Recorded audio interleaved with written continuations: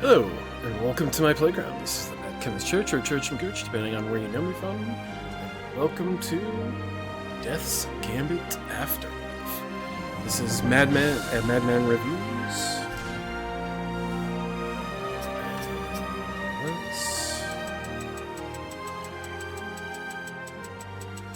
Let's take that down a notch.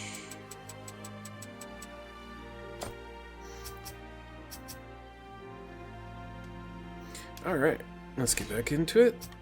Load game, as you can see, I've already played it. I've beaten several bosses. And their heroic modes as well. And I'm just here to show kind of an overview of the game. Not really here to show you the game. And kind of do a small review on it. So, this is Death's Gambit. Again, another Metroidvania game. A game I like. Didn't mean to do that. This is definitely a 2D Dark Souls-ish game. I do love the Dark Souls games. I do love the kind of the difficulty and the good feeling that you get once you've actually beaten something and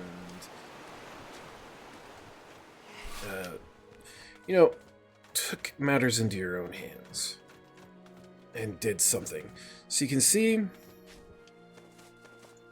I've got 4 abilities. My items, 4 abilities, bottom left. Bottom right, I have all my items and my ammunition, so I can scroll through different things. Plumes, those are basically your healing potions. This is kind of the central area. As you can see, there's a guy that comes in here and eventually will kill your NPCs if you don't kill him. Except for the people that can't die, like this guy, he's technically immortal. So even if I killed him, he'd come back, whereas before, if I were to, say, come in and kill any other NPC, they would not come back. Like some hidden ones, like this guy up here, if I was to kill him, he wouldn't come back. Things make it fly. You talk to him, craft different things. I can buy different things. But pretty much, I didn't know that there was a guy I was supposed to kill, but he ended up killing up pretty much anybody I had saved. So I don't have any merchants, and I hear this is a pretty standard thing in the Dark Souls games, but pretty easy, 2D, some special enemies, like this guy requires. Hit him with an ability, then I can sit here and I can pick up their items. The double jump. Double jump can become endless for a little while by touching one of these double jump flowers. And then just sit here and fly off into Neverland. Different area there, here. Go back. No fall damage, thankfully. I'll just sit here and fall. So essentially, you are a undead person trying to basically rewrite the wrongs and find immortality. A way to become immortal without death. Immortality without death.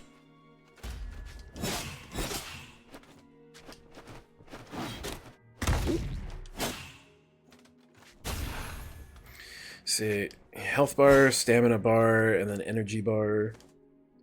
I can just come here, rest, basically restore everything, my plumes, allow me to level up if I have enough experience, which I have enough experience. Let's go. I think that's at max. That's at max. Oh. At max level. Okay. Reclaim in case any of my plumes get lost and I can't get them again, because you drop a plume every time you die. Augment plumes. I can increase my damage by getting away how many times I can heal.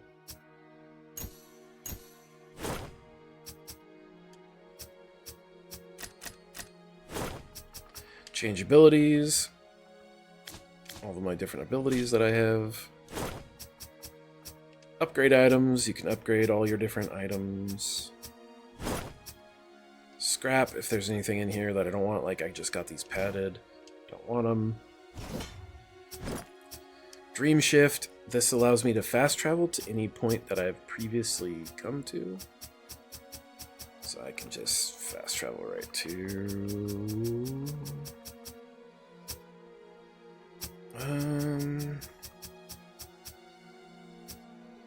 let's go like right to the end. Or these two areas, the Ice Giant and the Orange Forest. These are two extra bosses you unlock. You can fast travel right to here.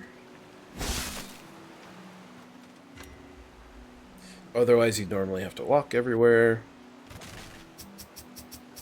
Dream Shift, let's go. Rider's Passage. So you do have a horse.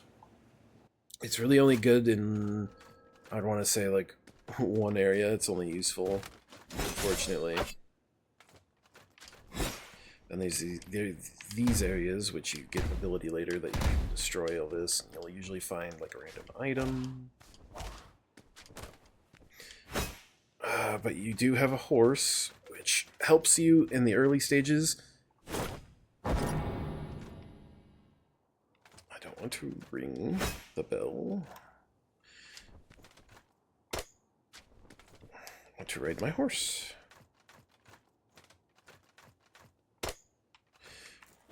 There we go.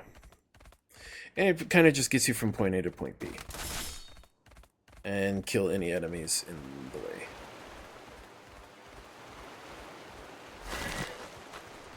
So it's pretty much only useful around this area because it's about only where there's a bell. As you can see, it pretty much can take you from kind of one end there all the way across. Pretty much all the way across the map, and it dead ends right about there. So for now, we'll head back. So there's multiple different weapons and multiple different classes.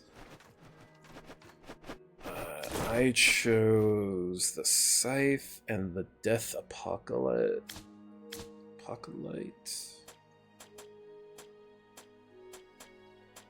So everything's about finesse. So I have all my finesse and vitality. All my different skills. You do get here. This is the Death Apocalypse. Or Apostle. Then you get to pick a second class, which I picked the Bloodletting class. Or Blood Axe class. So that I could get some of these increased damage abilities. And then you have an advanced one, which just kind of, it allows you to put points in to get more of something, the more points you put into it. Your abilities, your map, how many tomes you have of who, and if you've beaten them, / if you've beaten the heroic. So you can see I've beaten the vast majority of them. There's 2 secret enemies.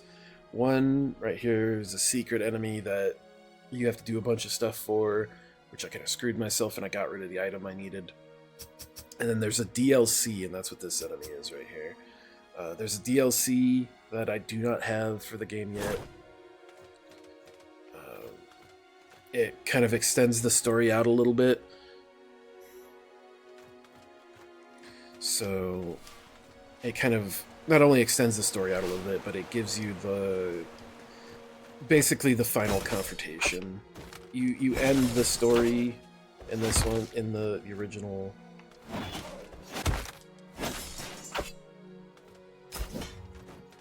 Gotta remember. That's heal.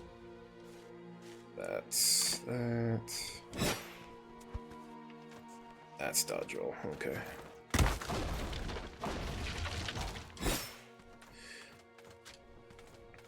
So even though I've finished the story and I got the good ending, and now I'm basically in a new game plus, these read inscription kind of gives you a little bit of perfect block.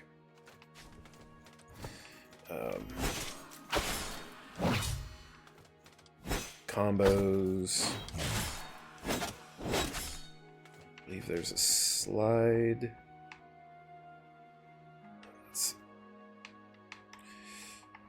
Where's duck? There it is. Good shield. There's a slide mechanic. I think I played. I'm pretty sure I played this. I played this on keyboard and mouse. I didn't actually play this on controller.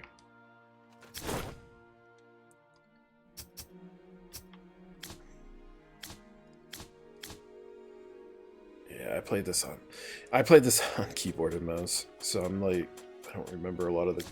I really don't know the controls. Different items you can get, you can find. Those are all stuff needed. Most of this is key items. Stuff for upgrading, crafting items. There's a big rabbit you can talk to that wants these golden carrots that you'll just find at random.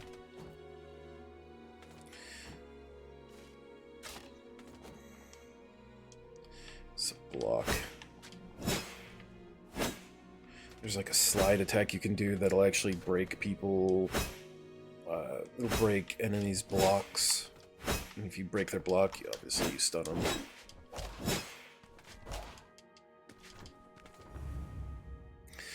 These are also bosses that you can repeat and respawn.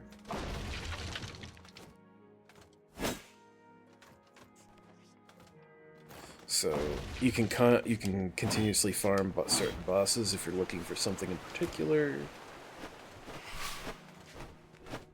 Just have to go find the boss. I'd do one real quick if it wasn't for the fact that I don't remember. I played this on keyboard and mouse, and of course I got the controller out because these games, it's really easy to play it. It's much better to play it on mouse or controller most of the time. I know that's block. Because normally you block without using my ability. Normally it's block and something else. It's like blocking down on the keyboard.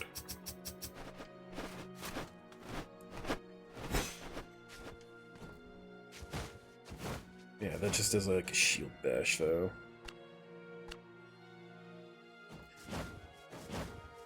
I guess I could go to controls.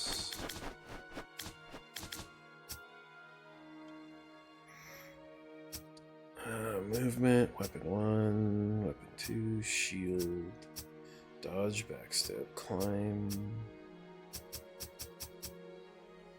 dive, kick, parry is left trigger plus down, dive click is left bumper.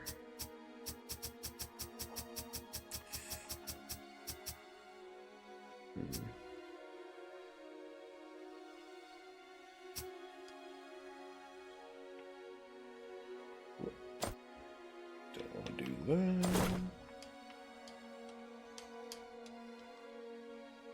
Uh-oh. What'd I do?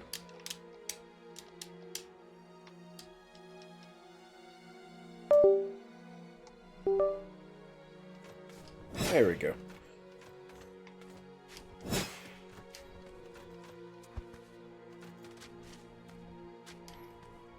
Left bumper. There it is. There's the dive kick you can use to stun. There's like a ground slam too that you could do.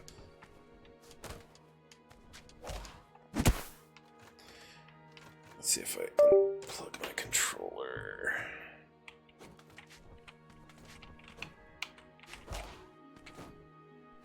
There's the... Okay. So without the controller, I can do the slide.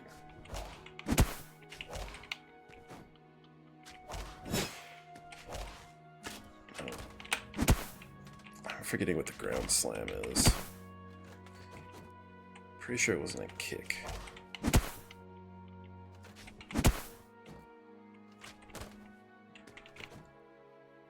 But that's pretty much it right there. Fun game. Lot to do. A lot you can do with it. Lots of replayability. Tough battles. A lot of fun. And if you really want to go hardcore mode, you're invisible. You can't die. So you normally in any Souls game you die, you come back, you go get your souls. Well, in this one, if you have Death's Contract, if you rip it up, you basically you die. That's it. The game is over. You restart from the beginning. So that's kind of one of these. But usually you get a ton of bonuses for doing so, and then there's a lot of abilities and other things that actually do the same thing. That give you even more bonuses when you're technically mortal. Crow's feathers, they teleport you back to the last death idol you were at. So basically, if you're not near one, you can just pop an item, it takes you back real quick. Healing, crafting. There's other little nuances. Keys, auras. See my current aura, Surging Soul. I gain more energy basically the more I attack. Other little key items. They don't separate out the key items from like crafting materials and stuff. So everything is just kind of everywhere. You can sort kind of by this key items, but everything is still just kind of everywhere. And you can see all my different stats, how much XP I have, my level, and then all the different abilities you can get.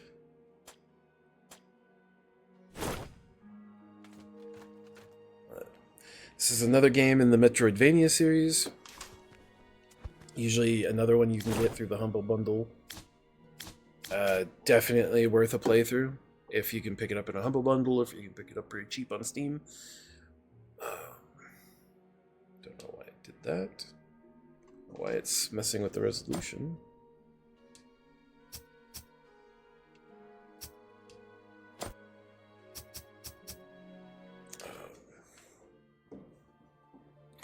There's no more power more compelling than life and death.